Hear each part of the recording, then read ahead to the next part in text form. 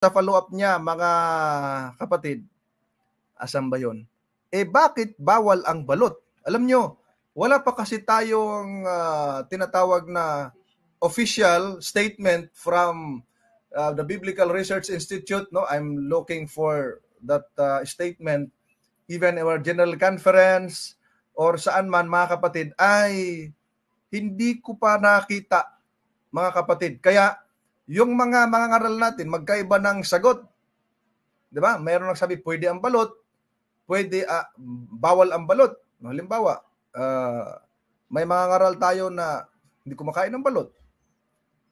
At mayroon namang kumakain ng balot, mga kapatid, at pwede. Halimbawa, sagot ni Pastor Chris, yung ating pangutana pastor, kaibigan natin yan, ay wala niya siya nabasa sa Bible na bawal ang balot, kaya pwedeng kainin. Although, wala naman tayong official na stand, pero gusto ko mag-share sa inyo, mga kapatid, ng isang sagot, no, isang sagot about sa egg with blood stains or blood specks, mga kapatid.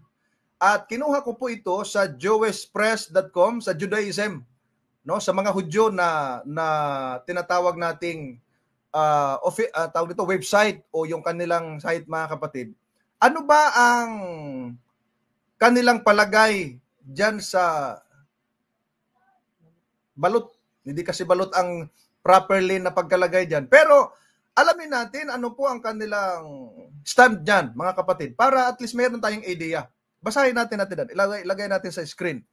Sa jewishpress.com, Judaism, Torah, kosher and non-kosher eggs. Ayan. Diyan po ay merong kosher and non-kosher. Alam nyo naman na meron yan sila, mga kapatid, na tinatawag na kategory. Pag kinategorize nila yung kosher and non-kosher. Kung nabi kosher, pwede nilang kainin, mga kapatid. Ang sabi nila dyan, ganito.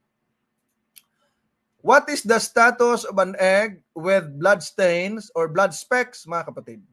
Ang sabi nila, the basic principle here is that the Torah only prohibits the consumption of blood of meat, but not the blood of eggs. So yun ang sabihin nila. Nevertheless, there is a concern that a blood spot in an egg may indicate the presence of the beginning of the formation of the embryo of a chick. Although a hatch chick would be permissible for consumption if properly slaughtered. Bantayan niyo yung salitang if properly slaughtered. The embryo of a chick inside an egg of a bird, even a kosher bird, is forbidden for consumption. Kita nyo, mga kapatid, yung pong embryo chick inside an egg, so balot na yun, mga kapatid. Okay? Yung itlog na yun, meron ng buhay. Tandaan natin yan. Ang itlog na yun, meron ng buhay, mga kapatid. May dugo na po yan. Mga kapatid, may dugo na po yan.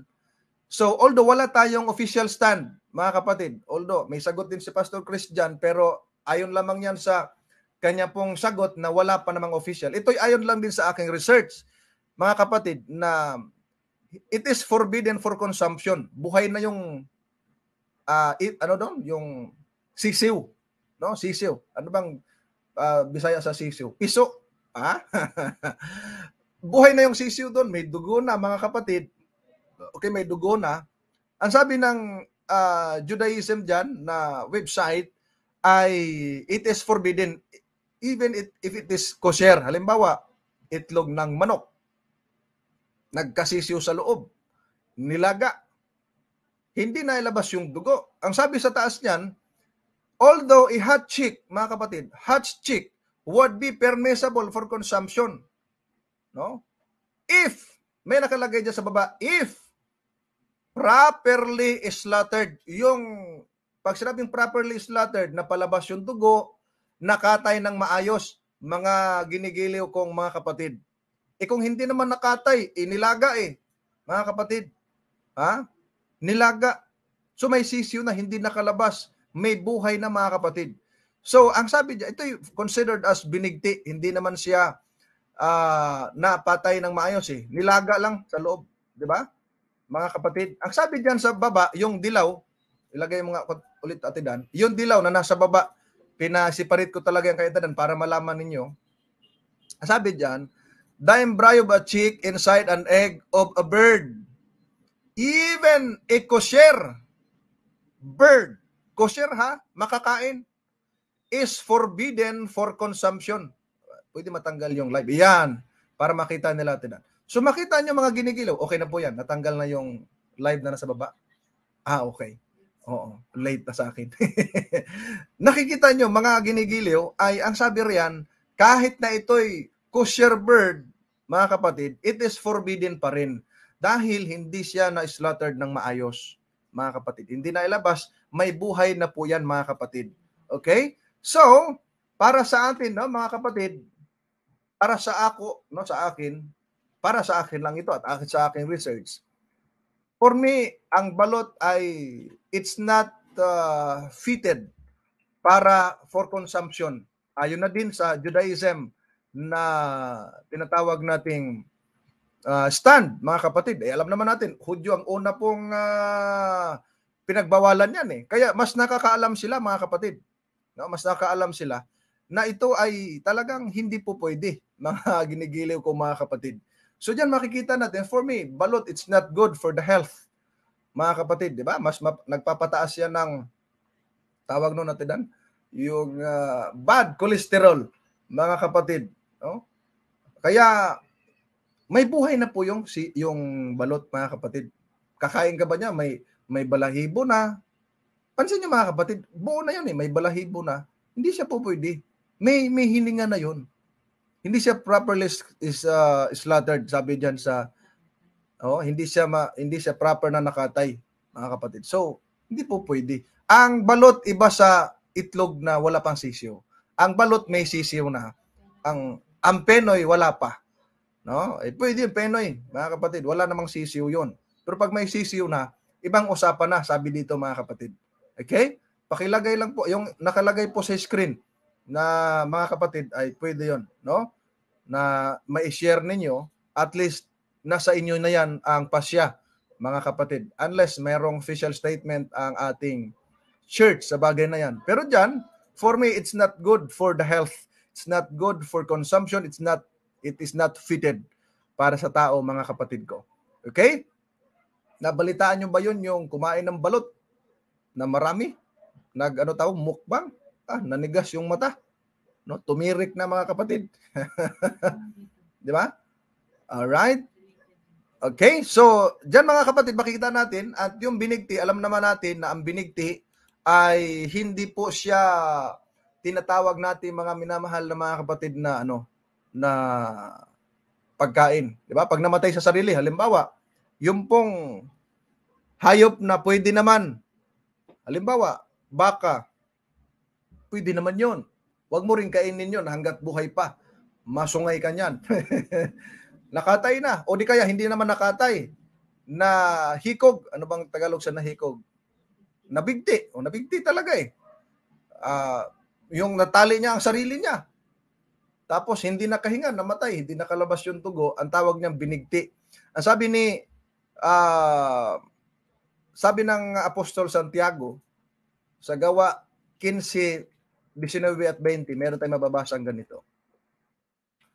Dahil dito'y ang hatol ko ay huwag nating gambalain yaong sa mga hintil ay nangagbalik loob sa Diyos. 20. Kundi sumulat tayo sa kanila na sila'y magsilayo sa mga ikahahawa sa Diyos-Diyusan at sa pakikiapid at sa binigti at sa dugo. Yang verse na yan, nandyan yung salitang binigti. Inulit po yan sa verse 29. Lagyan natin sa verse 29 natin. Apo. Na kayo'y magsiilag sa mga bagay na inihain sa mga Diyos-Diyusan at sa dugo at sa mga binigti at sa pakikiapid. Kung kayo'y mangilag sa mga bagay na ito, ay ikabubuti ninyo. Paalam na sa inyo. Kita nyo, mga kapatid. Andyan pa rin yung mga binigti. Yung mga binigti, ayon sa komentaryo ni Albert Barnes, mga kapatid, ang sabi niya, yung strangled from animals or birds, no, kahit hayop siya o ibon, that were killed without shedding their blood. Hindi napatagas yung dugo. Ang tawag niyan mga kapatid, strangled. Okay? Yung pong animals or birds, mga kapatid, kahit basta birds na kosher ha, huwag yung amoy panghi. Alam niyo yung amoy panghi? Yung tulog sa umaga, gising sa gabi. Anong ibon yon? Oh, paniki yon mga kapatid. Ha? Paniki yon. Ay, ang sabi dito ay that were killed without shedding their blood. The reason why these were considered by the Jews unlawful to be eaten. At ang sabi dito, that thus they would be under a necessity of eating blood, mga kapatid, which was positively forbidden by the law. So makita nyo mga kapatid ay forbidden. Bawal. Kahit naman sa Bible, basta nahikog, nabigti, mga kapatid, ay hindi po yan pinahintulutang kainin, mga kapatid. Binigti ang tawag dyan. At of course, I do believe ang balot part of binigti, mga kapatid, dahil may buhay na yun, may sisiyo. At ayon doon sa jewishpress.com, sa Judaism ay hindi po pwede, mga kapatid. Even if it is kosher, kahit siya ay pinahintulot na ibon o pwedeng kainin, yung sisiyo niya, hindi basta, hindi properly slaughtered, mga kapatid. Okay? Kaya ulitin